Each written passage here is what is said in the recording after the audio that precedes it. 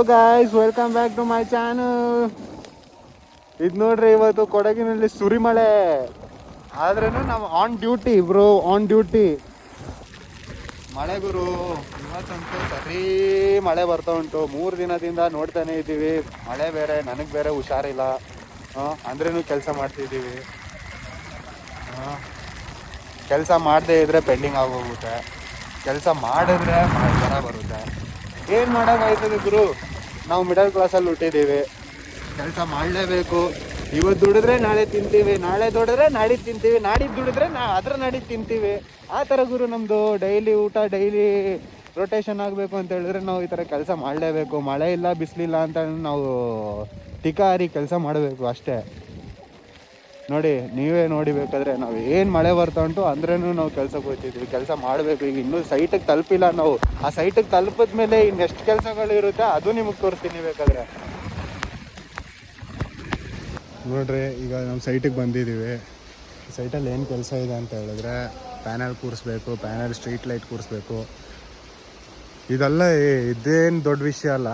ದೊಡ್ಡ ವಿಷಯ ಏನಂತ ಹೇಳಿದ್ರೆ, ಈ ಮಳೆಲಿ ಕಾಲೆಲ್ಲ ಒದ್ದೆ ಆಗುಂಟು ಗುರು. ನೋಡಿ ಎಷ್ಟು ಹೈಟ್ ಉಂಟು ಅಂತ ನೀವೇ ನೋಡಿ. ಇಲ್ಲಿಂದ ಏನಾದರೂ ಈ ಪ್ಯಾನಲ್ ಅಡ್ಜಸ್ಟ್ ಮಾಡೋಗಿ ಏನಾದರೂ ಬಿಸಾಗಿ ಸ್ಲಿಪ್ಪಾಗಿ ಬಿದ್ದರೆ ಬಾಡಿಯ ತಗೊಂಡು ಹೋಗ್ಬೇಕಷ್ಟೆ. 4 ಗಂಟೆ ಆಯಿತು, ಇನ್ನೂ ಊಟನೇ ಮಾಡಿಲ್ಲ ಗುರು ನಾವು. ನೋಡಿದ್ರಾ, ದುಡ್ಡಿಗೋಸ್ಕರ ಏನೇನು ಮಾಡಬೇಕು ಅಂತ ಮಳೆ ನಡ್ಕೊಂಡು, ಹೊಟ್ಟೆ ಹಸ್ಕೊಂಡು, ಅಲ್ಲಿ ಎಡ್ಜಲ್ಲೆಲ್ಲ ಕೆಲಸ ಮಾಡಿಕೊಂಡು, ವೆಯ್ಟ್ ಎತ್ಕೊಂಡು ಏನೇನು ಮಾಡಬೇಕು ಗುರು, ಸಾಹಸ. ಇದೇ ಗುರು ಮಿಡಲ್ ಕ್ಲಾಸ್ ಫ್ಯಾಮಿಲಿ ಅವ್ರ ಜೀವನ ಅಂತ ಹೇಳಿದ್ರೆ. ಏನು ವೆದರ್ ಗುರು ಇದು, ಏನು ವೆದರು. ಸುತ್ತಮುತ್ತ ನೋಡು, ಎಲ್ಲೇ ನೋಡು ಗ್ರೀನ್ ಗ್ರೀನ್, ಬರೀ ಗ್ರೀನ್ ಗ್ರೀನ್. ನಮ್ಮ ಕೊಡಗಿನ ಅಂದ ಚಂದ ನೋಡಬೇಕು ಅಂತ ಹೇಳಿದ್ರೆ ಈ ಸೀಸನಲ್ಲಿ ಬಂದ್ಬಿಡಿ ಗಾಯ್ಸ್. ಏನು ಬೇಕೋ ಎಲ್ಲ ನೋಡ್ಬೋದು ನೀವು. ಮಳೆ ಅಂತೂ ಮಳೆನೇ, ಸುಮ್ಮನೆ ಹಂಗೆ ಕ್ಲೈಮೇಟು ಮಜಾ ತಗೋತಾ ಇರ್ಬೋದು ನಿಮಗೆ.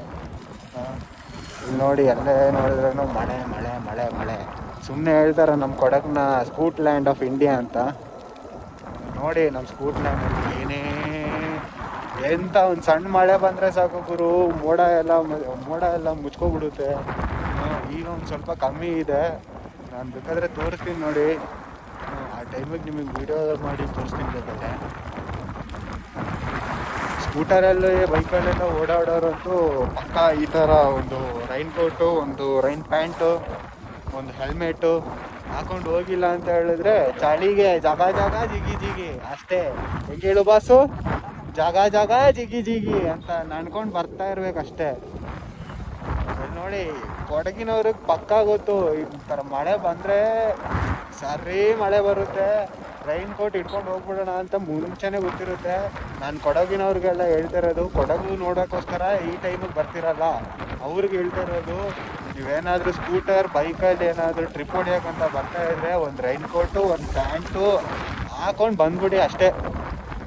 ಇಲ್ಲ ಅಂದರೆ ನಿಮ್ಮ ಬಟ್ಟೆ ಎಲ್ಲ ಒದ್ದೆ ಆಗಿ ಗೋವಿಂದ ಗೋವಿಂದ. ನೋಡಿ, ನೋಡಿ ಎಲ್ಲರೂ ರೈನ್ ಕೋಟ್ ನೋಡಿ, ರೈನ್ ಕೋಟ್ ಹಾಕೊಂಡು ಇರ್ತಾ ಇರ್ತಾರೆ. ಈ ಕಡೆ ಅಂತೂ ನಿಮಗೆ ಗೊತ್ತಿರ್ಬೋದು, ನೀವು ಕೇಳಿರಬೇಕು, ಕೊಡಗು ಟಿಬೆಟ್ ಕ್ಯಾಂಪ್ ಅಂತ. ಆ ರೋಡಲ್ಲಂತೂ ನೀವು ಬಂದರೆ ಫುಲ್ ಟಿಬೆಟ್ ಅವರೇ ಕಾಣ್ತಾರೆ ನಿಮಗೆ. ನಮ್ಮ ಇಂಡಿಯನ್ ಜನ ಕಮ್ಮಿ, ಫುಲ್ಲು ಟಿಬೆಟ್ ಅವರೇ ಕಾಣ್ತಾರೆ. ನೋಡಿ, ಇವಾಗ ಎಲ್ಲಿಂದ ಹೋಗ್ತೀವಿ ಅಂತ ಹೇಳಿದ್ರೆ, ಟಿಬೆಟ್ ಕ್ಯಾಂಪಿಂದ ಸೀದಾ ಫಸ್ಟ್ ಕ್ಯಾಂಪ್, ಇದು ಸೆಕೆಂಡ್ ಕ್ಯಾಂಪ್ ಅಂತ ಫಿಶ್ ಲೇಕ್.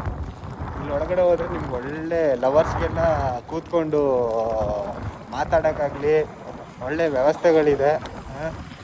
ಲವರ್ಸ್ ಎಲ್ಲ ಬಂದ್ಬಿಟ್ರೆ ಆರಾಮಾಗಿ ಸಂಜೆ, ಬೆಳಗಿಂದ ಸಂಜೆ ಗಂಟೆ ಟೈಮ್ ಪಾಸ್ ಮಾಡ್ಬೋದು. ಫಿಶ್ ಲೇಕ್ ಅಂತ, ಅದಕ್ಕೆ ಇನ್ನೊಂದು ಹೆಸರೇನು ಅಂತ ಹೇಳಿದ್ರೆ ಲವರ್ಸ್ ಲೇಕ್ ಅಂತಲೇ ಹೇಳ್ಬೋದು. ಇಲ್ಲಿ ಬಂದರೆ ಏನು ಬೇರೆ ಆ್ಯಕ್ಟಿವಿಟೀಸ್ ಏನೂ ಇಲ್ಲ. ಇಲ್ಲಿಂದ ಒಂದು ಬಿಸ್ಕೆಟ್ ಪ್ಯಾಕೆಟ್ ತೊಗೊಳ್ಳಿ, ಸೀದಾ ಆ ಕಡೆ ಹೋಗಿ ಮೀನುಗಳಿರುತ್ತೆ, ಮೀನುಗಳಿಗೆ ಬಿಸ್ಕೆಟ್ ಹಾಕಿ ಅಷ್ಟೇ. ನೋಡು ಗುರು ಹೆಂಗೆ ನೋಡ್ತಾಳೆ ಅಷ್ಟೇ. ನಾನೇನು ಹೇಳ್ತಾಯಿದ್ದೆ ಅಂತ ಹೇಳಿದ್ರೆ ಅದೇ, ಬಿಸ್ಕೆಟ್ ಪ್ಯಾಕನ್ನು ತೊಗೊಂಡು ಈ ಕಡೆ ಬಂದು ಕೂತ್ಕೊಳ್ಳಿ, ಮೀನಿಗೆ ಬಿಸ್ಕೆಟ್ ಹಾಕಿ ಈ ಕಡೆ ಬಂದು ಚುಮ್ಮ ಹೊಡೀರಿ ಅಷ್ಟೇ.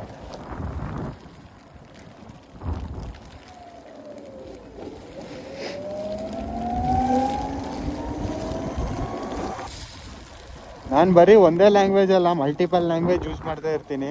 ನಿಮಗೆ ನನ್ನ ಬ್ಲಾಗ್ ನೋಡುವಾಗ ಅದೊಂದು ಸ್ವಲ್ಪ ಡಿಸ್ಟರ್ಬೆನ್ಸ್ ಆಗ್ಬೋದು. ಏನಪ್ಪ ಇವನು ಕನ್ನಡ ಬ್ಲಾಗ್ ಅಂತ ಹೇಳ್ಬಿಟ್ಟು ಹಿಂದಿಯಲ್ಲಿ ಮಾತಾಡ್ತಾನೆ, ಮಲಯಾಳದಲ್ಲಿ ಮಾತಾಡ್ತಾನೆ ಅಂತ ಸ್ವಲ್ಪ ಅಡ್ಜಸ್ಟ್ ಮಾಡ್ಕೋಬೇಕು. ಏನಕ್ಕಂದರೆ ನಮ್ಮ ಸಿಚುವೇಶನ್ಸ್ ಹಂಗಿರುತ್ತೆ.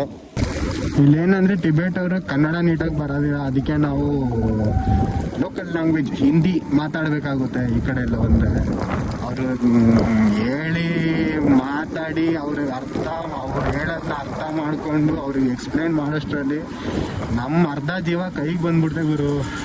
ಇಲ್ಲಿ ನೋಡಿ, ಇವರು ಟಿಬೇಟ್ ಅವರು, ಇವ್ರಿಗೆಲ್ಲ ಕನ್ನಡ ಬರೋದೇ ಇಲ್ಲ. ನಾವು ಹೆಂಗಾದ್ರೆ ಮಾತಾಡಿ ಅವ್ರಿಗೆ ಅರ್ಥ ಆಗೋ ರೀತಿ ಹೇಳಿ ಎಕ್ಸ್ಪ್ಲೇನ್ ಮಾಡಿ, ಈ ಥರ ಪ್ರಾಬ್ಲಮ್ ಇದೆ, ಈ ಪ್ರಾಬ್ಲಮಿಗೆ ಇದೇ ಸೊಲ್ಯೂಷನ್ ಅಂತ ಅವ್ರಿಗೆ ಹೇಳಿ ಅರ್ಥ ಮಾಡೋಷ್ಟರಲ್ಲಿ ಯಪ್ಪ ಹೇಳೋದೇ ಬೇಡ.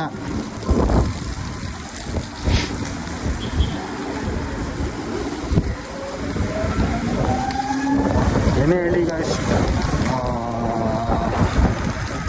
ಈಗ ಏನಾದರೂ ಕೊಡಗಿಗೆ ಟೂರ್ ಬರೋಕ್ಕೆ ಆಲೋಚನೆ ಏನಾದರೂ ಪ್ಲ್ಯಾನಿಂಗ್ ಮಾಡಿದರೆ 100% you can come and must visit the place.